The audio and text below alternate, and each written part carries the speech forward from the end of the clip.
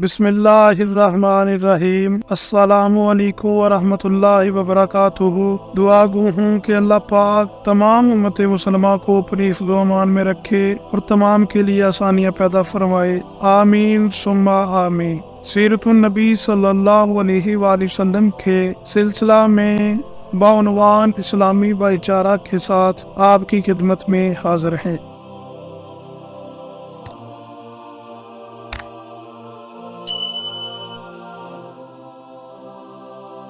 مدینہ منورہ میں وہ زمینیں جو کسی کی ملکیت نہیں تھیں، ان پر آپ صلی اللہ علیہ وآلہ وسلم نے مہاجرین کے لیے نشانات لگا دیے، یعنی یہ زمینیں ان میں تقسیم کر دیں۔ کچھ زمینیں آپ صلی اللہ علیہ وآلہ وسلم کو انصاری حضرات نے ہدیہ کی تھی، آپ صلی اللہ علیہ وآلہ وسلم نے ان کو بھی تقسیم فرما دیا اور ان جگہوں پر ان مسلمانوں کو بسایا جو پہلے قبا میں ٹھہر گئے تھے۔ لیکن بعد میں جب انہوں نے دیکھا کہ قبا میں جگہ نہیں ہے تو وہ بھی مدینے چلے آئے تھے۔ آپ صلی اللہ علیہ وآلہ وسلم نے اپنی بیویوں کے لیے جو حجرے بنوائے وہ کچے تھے، کھجور کی شاخوں، پتوں اور چھال سے بنائے گئے تھے، ان پر مٹی لیپی گئی تھی۔ حضرت حسن بصری رحمۃ اللہ علیہ مشہور تابعی ہیں۔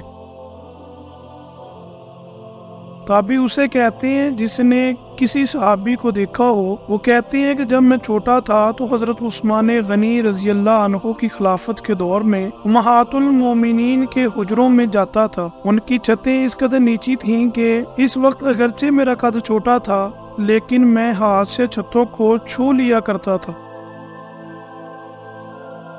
حضرت حسن بصری رحمۃ اللہ علیہ اس وقت پیدا ہوئے تھے جب حضرت عمر رضی اللہ عنہ کی خلافت کو ابھی 2 سال باقی تھے۔ نبی کریم صلی اللہ علیہ وآلہ وسلم کی زوجہ حضرت ام سلمہ رضی اللہ عنہا کی باندی خیرہ کے بیٹے تھے۔ حضرت ام سلمہ رضی اللہ عنہا انہیں صحابہ کرام رضی اللہ عنہم کے پاس کسی کام سے بھیجا کرتی تھی۔ صحابہ کرام انہیں برکت کی دعائیں دیا کرتے تھے۔ حضرت ام سلمہ رضی اللہ عنہا انہیں حضرت عمر فاروق رضی اللہ عنہ کے پاس بھی لے گئی تھیں۔ حضرت عمر فاروق رضی اللہ عنہ نے انہیں ان الفاظ میں دعا دی تھی: اے اللہ انہیں دین کی سمجھ عطا فرما اور لوگوں کے لیے یہ پسندیدہ ہوں۔ مسجد نبوی کے چاروں طرف حضرت حارثہ بن نعمان کے مکانات تھے۔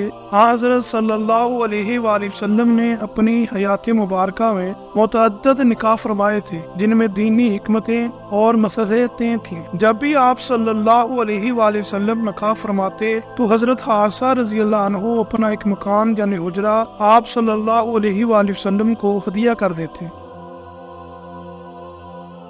اس میں آپ صلی اللہ علیہ وآلہ وسلم کی زوجہ محترمہ کا قیام ہو جاتا، یہاں تک کہ رفتہ رفتہ حضرت حارثہ رضی اللہ عنہ نے اپنے سارے مکان اسی طرح حضور صلی اللہ علیہ وآلہ وسلم کو ہدیہ کر دیے۔ اسی زمانے میں حضرت صلی اللہ علیہ وآلہ وسلم نے مہاجرین اور انصار مسلمانوں کے سامنے یہودیوں سے صلح کا معاہدہ کیا۔ اس معاہدے کی ایک تحریر بھی لکھوائی۔ معاہدے میں طے پایا کہ یہودی مسلمانوں سے کبھی جنگ نہیں کریں گے، کبھی انہیں تکلیف نہیں پہنچائیں گے، اور یہ کہ حضرت صلی اللہ علیہ وآلہ وسلم کے مقابلے میں وہ کسی کی مدد نہیں کریں گے، اور اگر کوئی اچانک مسلمانوں پر حملہ کرے تو یہ یہودی مسلمانوں کا ساتھ دیں گے۔ اس شرائط کے مقابلے میں مسلمانوں کی طرف سے یہودیوں کی جان و مال اور ان کے مذہبی معاملات میں آزادی کی ضمانت دی گئی۔ یہ معاہدہ جن یہودی قبائل سے کیا گیا ان کے نام بنی قینقاع، بنی قریظہ اور بنی نذیر ہیں۔ اس کے ساتھ ہی آپ صلی اللہ علیہ وآلہ وسلم نے مہاجرین اور انصار کے درمیان بھائی چارہ کرایا۔ اس بھائی چارہ سے مسلمانوں کے درمیان محبت اور خلوص کا بے مثال رشتہ قائم ہوا۔ اس بھائی چارہ کو مواخات کہتی ہیں۔ بھائی چارہ کا یہ قیام حضرت انس بن مالک رضی اللہ عنہ کے مکان پر ہوا۔ یہ بھائی چارہ مسجد نبوی کی تعمیر کے بعد ہوا۔ اس موقع پر آپ صلی اللہ علیہ وآلہ وسلم نے ارشاد فرمایا تھا: اللہ کے نام پر تم سب آپس میں دو دو بھائی بن جاؤ۔ اس بھائی چارے کے بعد انصاری مسلمانوں نے مہاجرین کے ساتھ جو سلوک کیا وہ رہتی دنیا تک یاد رکھا جائے گا۔ خود مہاجرین پر اس سلوک کا اس قدر اثر ہوا کہ وہ پکار اٹھے،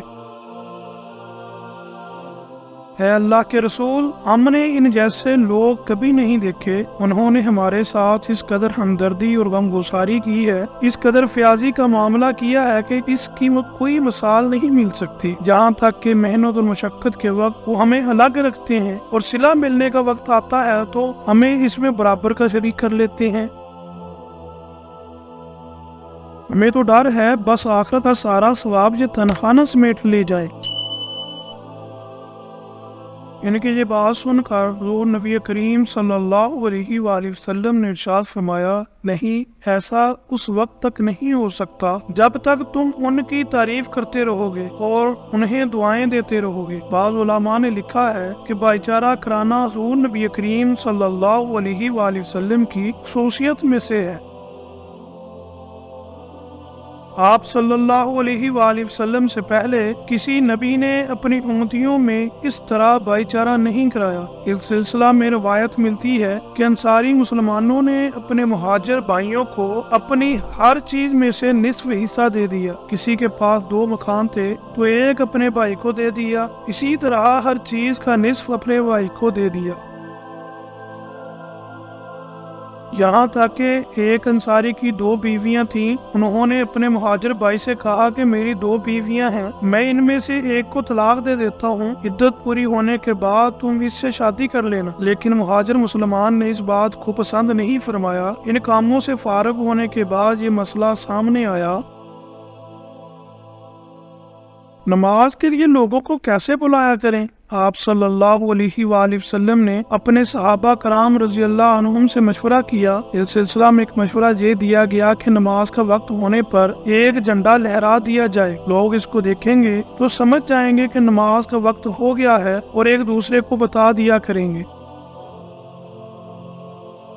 لیکن حضور اکرم صلی اللہ علیہ وآلہ وسلم نے اس تجویز کو ناپسند فرمایا۔ پھر کسی نے کہا کہ بگل بجا دیا کرے، حضور اکرم صلی اللہ علیہ وآلہ وسلم نے اس کو بھی ناپسند فرمایا کیونکہ یہ طریقہ یہودیوں کا تھا۔ اب کسی نے کہا کہ ناقوس بجا کر اعلان کر دیا کریں، آپ صلی اللہ علیہ وسلم نے اس کو بھی پسند نہ فرمایا، اس لیے کہ یہ عیسائیوں کا طریقہ تھا۔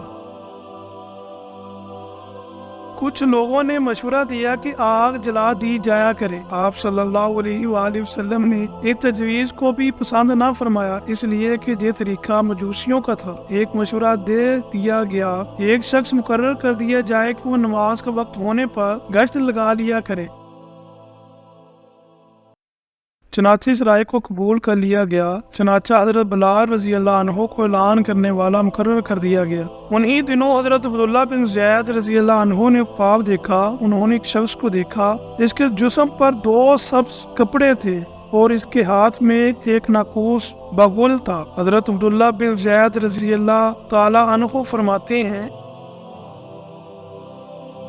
میں نے اس سے پوچھا کیا تم یہ ناقوس فروخت کرتے ہو؟ اس نے پوچھا تم اس کا کیا کرو گے؟ میں نے کہا ہم اس کو بجا کر نمازیوں کو جمع کریں گے۔ اس پر وہ بولا کیا میں تمہیں اس کے لیے اس سے بہتر طریقہ نہ بتا دوں؟ میں نے کہا ضرور بتائیے۔ اب اس نے کہا تم یہ الفاظ پکار کر لوگوں کو جمع کیا کرو۔ اس نے اذان کے الفاظ دہرا دی، یعنی پوری اذان پڑھ کر انہیں سنا دی، پھر تکبیر کہنے کا طریقہ بھی بتا دیا۔ صبح ہوئی تو حضرت عبداللہ بن زید رضی اللہ عنہ آپ صلی اللہ علیہ وآلہ وسلم کی خدمت میں حاضر ہوئے اور اپنا یہ خواب سنایا۔ خواب سن کر آپ صلی اللہ علیہ وآلہ وسلم نے ارشاد فرمایا، بے شک یہ سچا خواب ہے، انشاءاللہ تم جا کر یہ کلمات بلال کو سکھا دو تاکہ وہ ان کے ذریعے اذان دیں، ان کی آواز تم سے بلند ہے اور زیادہ دلکش بھی ہے۔ حضرت عبداللہ رضی اللہ عنہ حضرت بلال رضی اللہ عنہ کے پاس آئے، انہوں نے کلمات سیکھنے پر صبح کی اذان دی۔ اس طرح سب سے پہلے اذان فجر کی نماز کے لیے دی گئی۔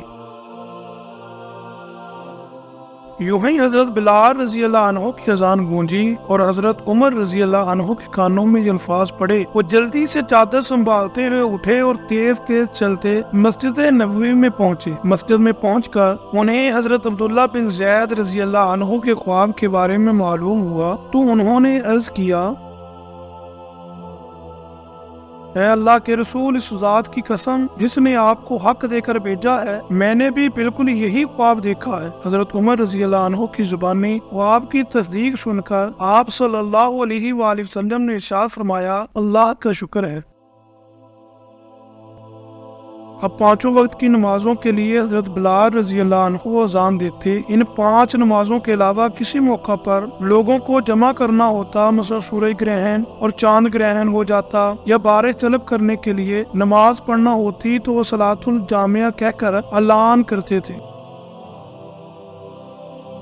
इस तरह नबी अकरम सल्लल्लाहु अलैहि वसल्लम के ज़माना तक हज़रत बिलाल रज़ी अल्लाह अन्हु मौजूद रहे। इनकी गैर मौजूदगी में हज़रत अब्दुल्ला इब्ने मक्तूम रज़ी अल्लाह अन्हु अज़ान देते थे।